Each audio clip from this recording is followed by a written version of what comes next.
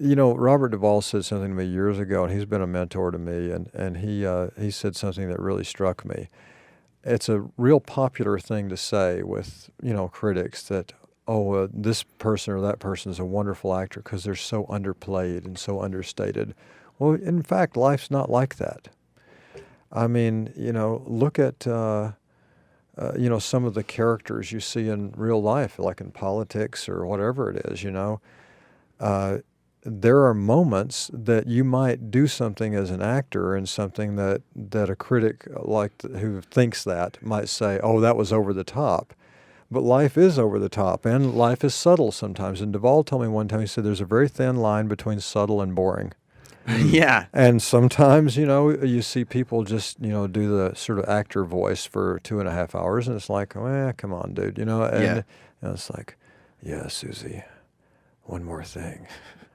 I know I'm a man, but I'm pregnant, or whatever it is. It's like, Right. After 2.5 hours of that, you're like, every now and then yell at somebody, will you? Yeah, and actually figure out who this character is, not just be this. That sounds lazy to just do it in one kind of streamlined deal the whole time. Yeah, right. And there are times when it's called for and it works. I mean, examples in my career have been in The Man Who Wasn't There with the Coen brothers and in Fargo.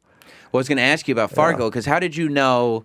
Because you do Fargo, how did you know that would work for the same reasons that you wouldn't have done the Friday Night Lights TV show? Do you know what I mean? That Sure. it wasn't this rehash of this great film, but something new that would, I mean, you can probably tell by looking at me, I'm a massive Fargo fan too, but it's like it turned into one of the best seasons of TV ever.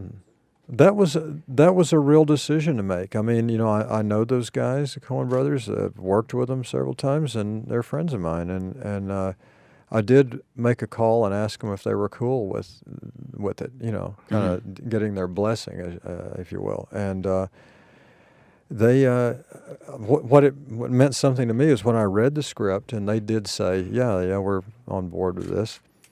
I read the pilot script and it was really good. I mean, it wasn't something that you had to go in there every day and think, I got to fix this scene up a little bit. Yeah.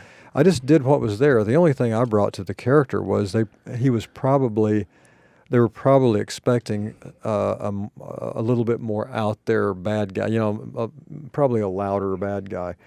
But early on, there was something in the writing that told me this guy was just sort of a ghost. It's like, is he real or not?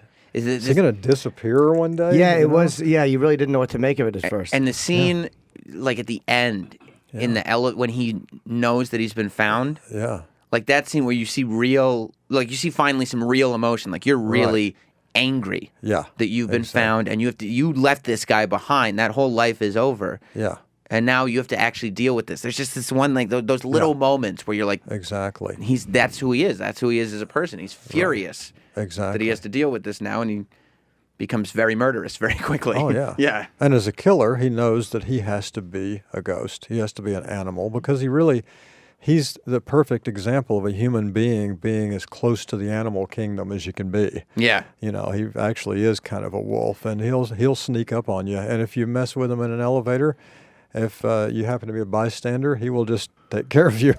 And Martin Freeman was perfect as the guy to take on. There were William H. Macy-like traits, but it wasn't too similar that you were like, oh, I get what they're going for here. Exactly. No, Martin did a great job.